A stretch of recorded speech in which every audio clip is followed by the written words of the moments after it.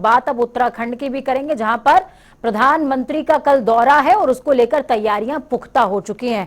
उत्तराखंड में राज्य सरकार सभी तैयारियों को पूरा करने में जुटा हुआ है, जबकि बद्री केदार समिति और पर्यटन विभाग के अधिकारी भी प्रधानमंत्री के दौरे को लेकर तैयारी कर रहे हैं। आपको बता दें कि हर साल की तरह इस साल भी दिवाली से ठीक पहले प्रधानमंत्री उत्तराखंड आ रहे हैं। ऐसे में दौरे को लेकर स्थानीय लोगों में काफी ज्यादा उत्साह है। प्रधानमंत्री की सुरक्षा के लिहाज से भारी सुरक्षा बल भी केदारनाथ और बद्रीनाथ में तैनात किया गया है। पीएम मोदी 21 अक्टूबर को उत्तराखंड दौरे पर आएंगे। पीएम मोदी और केदारनाथ और बद्रीनाथ में चल रहे निर्माण कार्यों का भी निरीक्षण करने वाले हैं और साथ ही मजदूरों से भी बातचीत करेंगे। पत्रों में भी तमाम आ रहा है, न्यूज चैनलों में भी आ रहा है कि केदारनाथ जी और बद्रीनाथ जी में दौरा है। तो इसके लिए हमने पूरे गढ़वाल क्षेत्र से और कुमाऊं क्षेत्र से अपने पुलिस बल पर्याप्त मात्रा में जो सुरक्षा की आवश्यकता के अनुसार से लगा दिया, वो सारी व्यवस्थाएं चाक चौबंद कर दी गई है। प्रधानमंत्री नरेंद्र मोदी 21 अक्टूबर को उत्तराखंड दौरे पर रहने वाले हैं। इसी के साथ वो केदारनाथ और बद्रीनाथ धाम में पूजा अर्चना करेंगे और वहां पर चल रहे कार्यों का निरीक्षण भी करेंगे। इस दौरान प्रधानमंत्री आईटीबीपी के जवानों के साथ दीपावली मनाएंगे और एक बड़ी जनसभा को भी संबोधित करेंगे। प्रधानमंत्री के दौरे को लेकर सुरक्षा व्यवस्था की चाक चौबंद इंतजाम किए गए हैं। इसी के साथ ही सरकार और प्रशासन पूरे अलर्ट मोड पर दिखाई दे रहे हैं। प्रधानमंत्री नरेंद्र मोदी के दौरे से पहले मुख्यमंत्री पुष्कर सिंह धामी भी स्थिति का जायजा ले चुके हैं और किस तरह से उनके ड्रीम प्रोजेक्ट पर चार चांद लगाए जा रहे हैं उसको लेकर भी जायजा ले चुके हैं। देहरादून से विशाल गर्ग, जनता टीवी। तो वही उत्तराखंड के लिहाज से एक और बड़ी खबर है। उत्तराखंड के बहुचर्चित विधानसभा बैकडोर भर्ती मामले में बड़ा अपडेट आया है। मामले में सरकार और अध्यक्ष दोनों ही बैकफुट पर आ गए। हाईकोर्ट ने जो भर्तियां थी जिसको लेकर के रितु खंडूरी ने बयान भी दिया था, उन्होंने साफ तौर पर कहा था कि ये भर्तियां निरस्त कर दी जाएंगी, लेकिन अब उन भर्तियों पर स्टे दे दिया गया है, जिसके बाद सभी को रिज्वाइनिंग दी गई है। तो वहीं मामले में अध्यक्ष रितु खंडूरी का कहना कि जो भी नियुक्ति निरस्त की गई वो नियमों को देखकर की गई। साथ ही अगर कोई ये कहता है कि टीआरपी बटोरने के लिए मैंने ऐसा किया तो ये सरासर गलत है। देखिए ऐसा है, हाईकोर्ट का ऑर्डर आ गए हैं और 228 में लगभग सभी के आ गए हैं, क्योंकि वो क्लब कर दिए गए हैं और स्टे दिया गया है।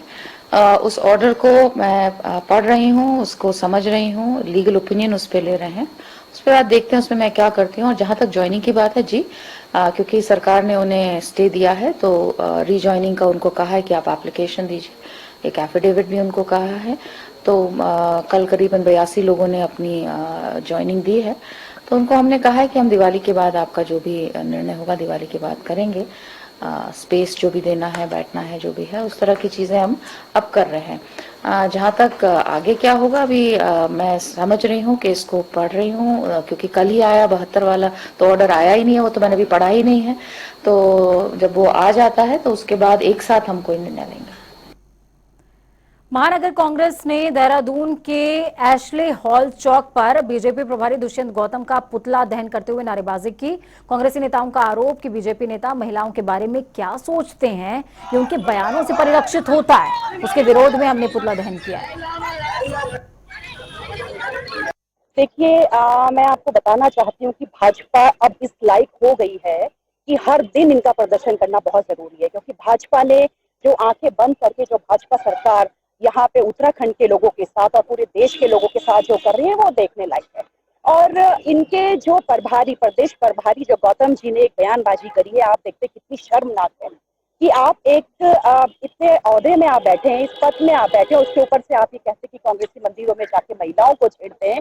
तो ये तो महिलाओं का अपमान किया है। और मैं तो कहती हूँ पूरे उत्तराखंड की महिलाओं से, पूरे देश की महिलाओं से उन्हें शर्म आनी चाहिए और माफी मांगनी चाहिए कि जो उन्होंने इतना गंदा ये बोला है। और रही बात, देखिए एक अंकिता भंडारी, हमने अपनी बेटी को खोया है, उत्तराखंड की एक बेटी को हम लोगों ने खोया है। तो आप अगर आपको अपना कुछ करना है तो आप उस बेटी को न्याय लगाने में आप अपना दिमाग लगाइएगा, उस बेटी को आप न्याय दिला। वहां तो इनके मंत्री चुप्पी साध लेते हैं, इनके मुंह में दही जम जाती है, वहां तो ये लोग कुछ नहीं बोलते। आप देखिएगा ना, स्मृति ईरानी जी जो कि इतनी बड़ी बड़ी बातें करती थी, फेंकने में नंबर 1 है, झूठ बोलने में नंबर 1 है, वो इस बेटी के लिए एक आंसू तक नहीं गिरा उनका, एक आंसू तक उन्होंने नहीं गिराया, एक बयान तक उन्होंने नहीं दिया। मैं तो कहती हूँ शर्म आनी चाहिए ऐसी मंत्री को। और ये रही बात इनकी गौतम जी की, तो इनको पूरे उत्तराखंड की महिला, पूरे देश की महिलाओं से माफी मांगनी चाहिए। उत्तराखंड में संघ प्रांत प्रचारक युद्धवीर सिंह से उत्तराखंड की जिम्मेदारी ले ली गई है। सूत्रों की माने तो 3 दिन से इलाहाबाद में जारी आरएसएस की अखिल भारतीय प्रतिनिधि सभा की बैठक में इस फैसले पर मुहर लग गई। बताया जा रहा है कि युद्धवीर यादव को पूर्वी क्षेत्र की जिम्मेदारी दी गई है। युद्धवीर पिछले कई सालों से उत्तराखंड में संघ की गतिविधियों का संचालन कर रहे थे और भाजपा के संघ में विशेष हैसियत भी रखते हैं। तो वहीं संघ की इस बैठक में सह प्रांत प्रचारक देवेंद्र को सह क्षेत्र सेवा प्रमुख ग्राम विकास की जिम्मेदारी देते हुए उत्तराखंड से मुक्त कर दिया गया। गौरतलब यह भी है कि युद्धवीर सिंह का नाम उत्तराखंड के भर्ती घोटाले में तेजी से उछला था और संघ में हुए इस बदलाव के प्रकरण से भी इसको जोड़कर देखा जा रहा है।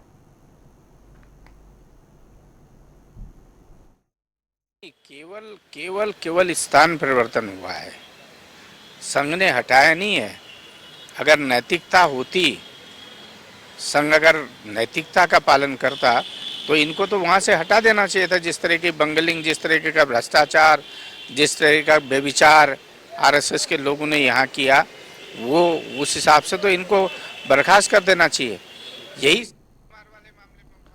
तो युद्धवीर सिंह से लेकर के खबर आपको युद्धवीर सिंह से जुड़ी हुई बताई और आपको ये भी याद दिला दें कि युद्धवीर यादव और 97 से ज्यादा या यूं कहूं कि लगभग आप इसको कह सकते हैं इससे ज्यादा एंट्रीज हैं जिसमें उन्होंने अपने रिलेटिव्स, कोई भतीजा है, कोई भाई है, कोई भतीजी है, कोई भांजी है, इन तमाम लोगों का की भर्ती करवाई थी और इसी मामले में इनका नाम उछला था। अब कांग्रेस कह रही है कि स्थान परिवर्तन तो कर दिया साहब, हटाया क्यों नहीं। वक्त छोटे से ब्रेक का है। ब्रेक के उस पार खबरों का सफर लगातार जारी रहेगा। बने रहिए जनता टीवी के साथ, क्योंकि हमें आपकी ताकत। नमस्कार।